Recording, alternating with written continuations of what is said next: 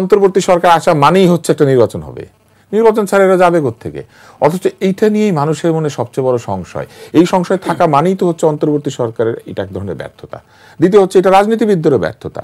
এতদিন ধরে ঐকমত্য কমিশন শেষ করার পরে, সই করার পরে আপনারা রাস্তায় গিয়ে আন্দোলন করছেন। সই না করতেন, সই করে কেন আপনারা রাস্তায় গিয়ে আন্দোলন করছেন?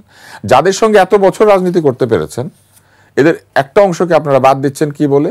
যে এরা স্বৈরাচারের সঙ্গে ছিল, এরা স্বৈরাচারের কথা শুনেছে, এরা স্বৈরাচারের জোটের মধ্যে ছিল।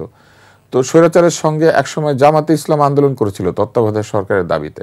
কে দোষর ছিল না? একটা দেশে আপনি যদি দোষর বিচার করার চেষ্টা করেন তাহলে দেখবেন যে 95% লোকই দোষর। কিছু লোক হচ্ছে অস্তিত্বের কারণে, স্বৈরাচারের চাপের কারণে, রীতিমতো বাধ্য করার কারণেও কিন্তু দোষরত্বে গিয়েছেন। আমরা কি ভুলে গেছি? এরশাদ সাহেবকে যে আমি খুব পছন্দ করি তা না। আমি যখন ছাত্র রাজনীতি করেছি আমি ডেফিনেটলি তার বিরুদ্ধেই তো আন্দোলন করেছি। উনি স্বৈরাচার ছিলেন, হ্যাঁ, কিন্তু বান্ডেল থাকলে প্রতি সেনমানিতে টাকা বাঁচবে।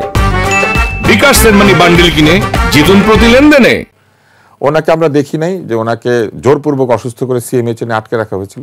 দেশে যদি আপনি সত্যিকার অর্থেই গণতান্ত্রিক একটা পরিবেশ আনবেন বলে মানুষকে কথা দিয়ে থাকেন, তাহলে এই নভেম্বর মাস কেন এত আশঙ্কার মধ্যে চলে গেল? আপনি যদি এই পরিবেশ তৈরি করতে না পারবেন, তাহলে এত সময় ধরে ঐকমত্য কমিশনের নামে রাষ্ট্রের সময়, অর্থ, স্থান, গুরুত্বপূর্ণ কাজ এগুলাকে ব্যাহত করে কি ঐকমত্য আনলেন? যেখানে একটা দল সই করে না, আরেকটা দল শর্ত দিয়ে দেয়, আরেকটা দল বের হয়ে গিয়ে বলে আঙ্গুল বাঁকা করে ফেলবে। এরকম একটা হজবরল অবস্থা তৈরি হয়েছে। এই হজবরল অবস্থা তৈরি করার দায় দায়িত্ব তারা না নিয়ে কি করেছেন জানেন? আপনারা ঠিক হয়ে আসেন, না হলে কিন্তু আমরা রায় দিয়ে দেব।